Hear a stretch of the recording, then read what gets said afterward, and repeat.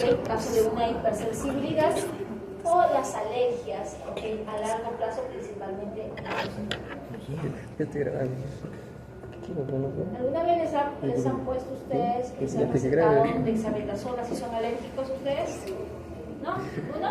Sí, se les recomienda el caso de bronquitis crónica en los caninos, en el caso de asma en felinos y la enfermedad pulmonar obstructiva crónica o el EPOC, en equinos, para desinflamar.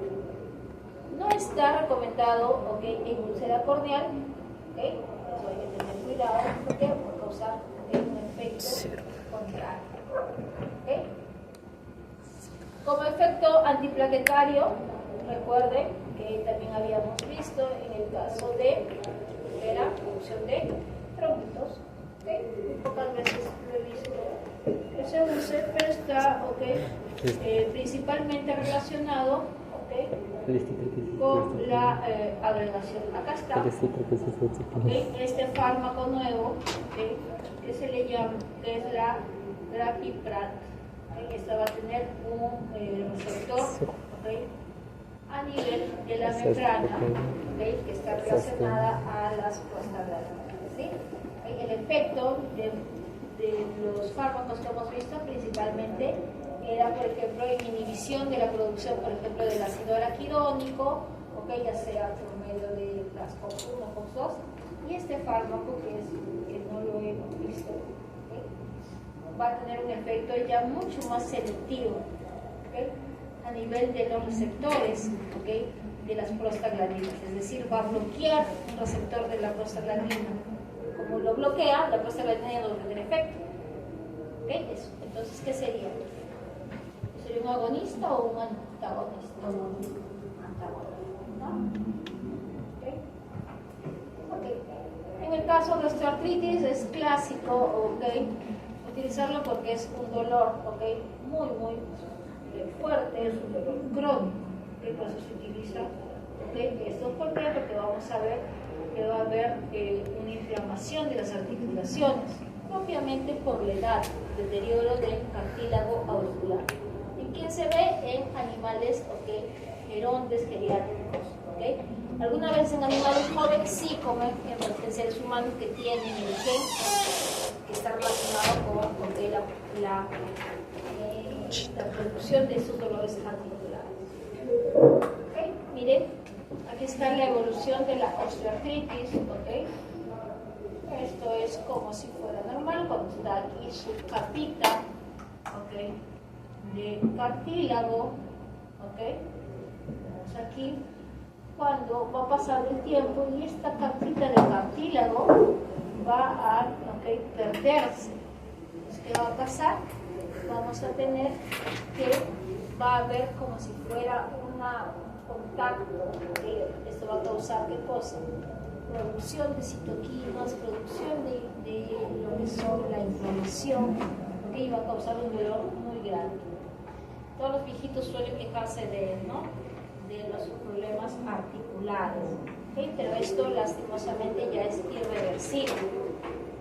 Toma que tomen su colágeno, no hay manera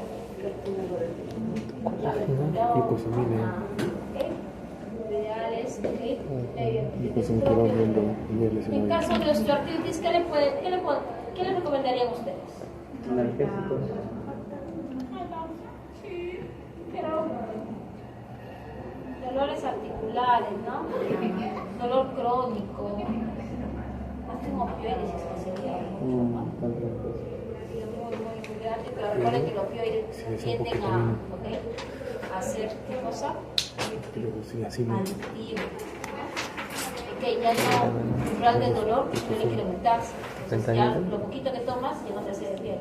Más y más y más. ¿Y qué pasaba si te tomas más y más y más? Entonces iba a pasar, podría inhibir el centro de la regulación respiratoria. Podría producirse un paro respiratorio. Principalmente. ¿Y entonces qué sería recomendable a ustedes? Podría ir por la vía también sus inhibidores de la COX.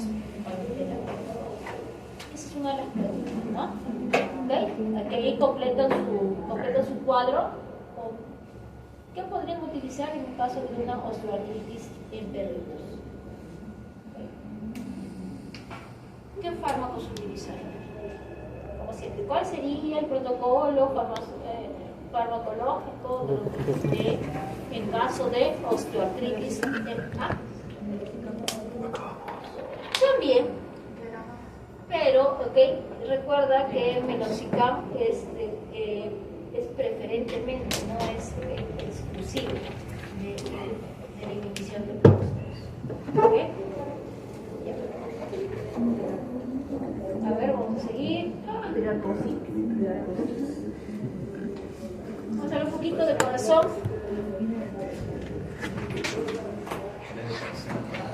¿Están cansados? Aquí es 8:30. ¿No? 7:20.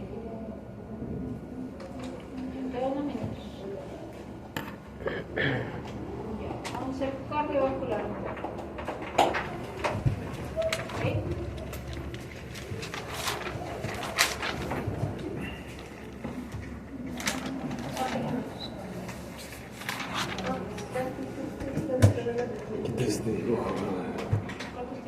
Bueno, ¿listo lo ven?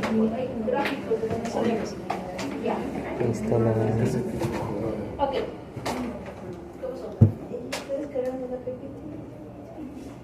Recuerden que cuando hablamos del corazón, la función del corazón, ¿cuál es? Es transporte, ¿no? Transporte,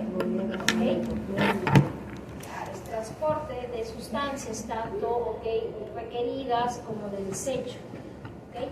Y esto se da gracias a ¿qué? A una bomba que va a permitir que la sangre pueda fluir. La bomba hace que fluya gracias a una diferencia de presión. Va de un sitio de mayor presión a uno de menor presión. Por eso que en el sistema cardiovascular tenemos el corazón como centro y los vasos sanguíneos. Tenemos circulación menor que va hacia pulmones y circulación mayor que es la distribución de la sangre. Las vías, en los vasos sanguíneos tenemos 5 tipos de vasos sanguíneos. Recordemos aquellos vasos que salen del corazón. ¿Cómo se llaman los vasos que salen del corazón? Arterias. Las arterias. Luego de las arterias vienen las arteriolas, los capilares, vénulas y venas, que son los vasos que llegan al corazón. Recordemos que en el caso de las arteriolas, son los vasos que van a regular la presión arterial. En el caso de las arterias van a ser los grandes depósitos de presión y en el caso de las venas serán los depósitos de volumen de sangre. ¿Sí?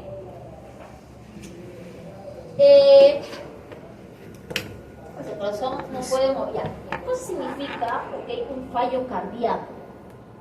Pues un fallo cardíaco será pues aquel donde el corazón no pueda trabajar adecuadamente. Habíamos dicho que el corazón lo que iba a hacer era permitir el flujo sanguíneo. Entonces, como no hay una adecuada actividad de ¿qué va a pasar? Que de repente va a haber un llenado cardíaco muy alto, es decir, una acumulación.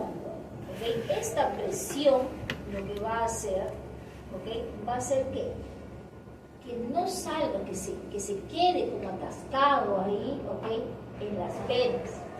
Y lo que va a causar consigo, pues podría ser una congestión. Es como muchos carros, una congestión vehicular. Entonces el corazón no va a tener la fuerza para poder botar esa sangre y botará poco. ¿Se acuerdan de la contracción del músculo cardíaco? Un poquito.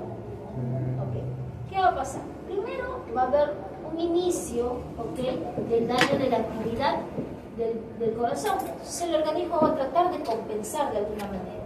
¿Cómo trata de compensar? Pues incrementar la fuerza de contracción, porque hablábamos de la ley de Starling. ¿Qué más va a tratar de hacer? De repente, tratando de incrementar la fuerza de contracción, haciendo que estos estos sarcómeros, a pesar de que están muy dilatados, tratar de hacer que se une la mayor cantidad de actina y miosina para que se produzca una alta, tensión, va a tratar de compensar de alguna manera. Esto va a hacer que el corazón una vez cambie su forma, teniendo esa forma de paredes delgadas en el lado derecho y paredes un poquito más gruesas. Esto va a cambiar a veces y lo que va a producir es que las paredes a veces se engrosen, que haya menos espacio para que se llene de sangre el corazón. ¿Qué va a pasar luego? Van a empezar a producirse o a verse los signos clínicos en los animales que ya van a estar relacionados con este fallo cardíaco. Uno de los mecanismos de regulación va a estar dado por parte del sistema nervioso autónomo, que va a estar regulando el gasto cardíaco. ¿Qué vamos a tener? Vamos a tener, por ejemplo, que cuando la presión arterial, por ejemplo, disminuya, hay unos sensores a nivel de lo que es el callado aórtico y los senos carotídeos que van a captarlo. Los vasoreceptores van a captar esta disminución de la presión arterial, llevarán la información por medio de los pares craneales 9 y 10, lo llevarán hacia el centro de regulación y aquí se haga una lectura de esta presión y habrá una respuesta. Como hay una disminución de la presión arterial, lo que va a pasar es que va a haber una respuesta de tipo simpático. Las fibras simpáticas llegarán al corazón, incrementarán la despolarización del nodo sinusal, se incrementará la frecuencia cardíaca, asimismo llegará al ventrículo y aquí lo que va a hacer es incrementar la fuerza de contracción. ¿Esto que va a traer como consecuencia? El incremento del gasto cardíaco. ¿Qué cosa era el gasto cardíaco? ¿Se acuerdan?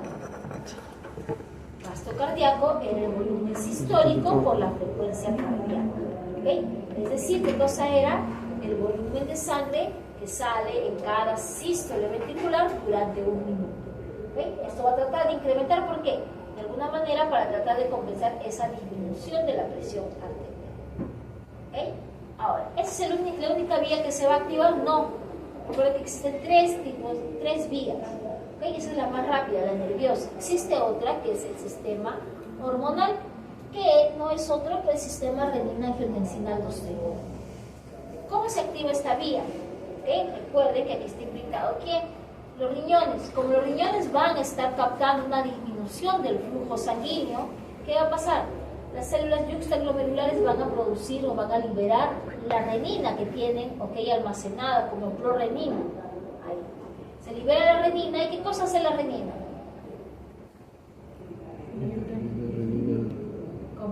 Convierte el angiotensinógeno en angiotensina. Esa angiotensina 1 se convertirá luego en angiotensina 2 gracias a la enzima convertidora de angiotensina que produce en los pulmones y también se dice el mismo riñón. Esta angiotensina 2, ¿qué cosa va a hacer? ¿Con tu cuaderno, Rodrigo? Vasoconstricción. Así de, bueno, su efecto es tipo vasoconstricción, sí, porque su nombre dice angiotensina, angio de vasotensina, va a ser un potente vasoconstrictor. Pero ¿qué cosa va a hacer más? Entonces, es lo único que hace es vasoconstricción a nivel sistémico o qué más. Activa la corteza. Lo que va a hacer, por otro lado, es estimular a la producción de aldosterona a nivel de la glándula suprarrenal. Incrementa la producción de este mineralocorticoide que es la aldosterona, y la aldosterona ¿qué va a hacer? Va a recaptar sodio, que va con su agüita, y eso va a tratar de incrementar los niveles de líquido intravascular, incrementar la volemia. ¿Qué más va a hacer? Va a incrementar también la actividad simpática, y también estimulará la producción algunas veces de ADH, para que incremente la absorción de agua. Esta vía es un poquito, se va a demorar un poquito más, pero va a ser mucho más permanente en el tiempo. Estas vías se van a estar activadas, pero ¿qué va a pasar? Va a haber un momento en que estas vías, como están activadas, se puede decir que en vez de ayudar, van a ir en contra de andar produciendo una enfermedad. ¿Sí? Vamos a ver. ¿Qué pasa? ¿Qué cosa es esto? Esto es, en realidad, esto es un gráfico, de la contracción del músculo esquelético. No es propiamente del músculo cardíaco, porque es del músculo esquelético, porque estoy viendo las bandas Z. Si fuera un músculo cardíaco, ¿cuál sería? ¿Cuál? Los discos intercalados. Pero el mecanismo es muy parecido, unas cositas nomás varían. ¿Qué vamos a tener? Acá tenemos, este es el túbulo T. ¿Qué cosas son los túbulos T? Los túbulos T son invaginaciones ¿del qué? Del sarcolema. El sarcolema se va a invaginar ¿para qué? Para que pueda entrar a todos estos paquetes de miofibrillas, para que ingrese todo. ¿Y para qué quiero que el túbulo T esté ingresando todos estos paquetes? Porque recuerden que el sarcolema es membrana, membrana celular. Y a través de la membrana celular es que se propaga el potencial de acción. De esta manera, todos los paquetes de miofibrillas van a recibir el potencial de acción. El potencial de acción será captado por un sensor que hay aquí, que es el receptor de HPR o receptor de dihidropiridina, que en el músculo cardíaco es un canal de calcio que va a permitir el ingreso de calcio. Este ingreso de calcio que va a hacer que se estimule al receptor RIR para que se abra, igual que lo hace el receptor de dihidropiridina, y salga calcio. Va a haber mucha cantidad de calcio dentro de la célula. Como va a haber esta cantidad de calcio, ¿qué va a pasar? El calcio se va a unir a la troponina C, y la troponina C dejará libre la tropomiosina y se unirá, la actina con la miosina, produciéndose los puentes cruzados y el deslizamiento de las fibras. ¿Sí? Lo mismo va a pasar en el músculo cardíaco, teniendo en cuenta solamente que el aporte de calcio también es de tipo extracelular. ¿Sí? Y luego, ¿qué va a pasar? Ese calcio tendrá que volver a su lugar de origen, al retículo sarcoplásmico por medio de la bomba cerca, o al extracelular por medio de intercambiadores o de bombas también de calcio. ¿Sí? Estas son las bandas, tanto delgadas como gruesas, que cuando se unen van a deslizarse y van a hacer que el sarcómero sea más chiquito, produciéndose lo que es la contracción. ¿Sí? Lo mismo pasa. Aquí están, todos los mecanismos que ya les he mencionado están aquí. ¿Qué pasó? Lo mismo. Recuerden aquí, control del calcio. Recuerden que este es un sensor,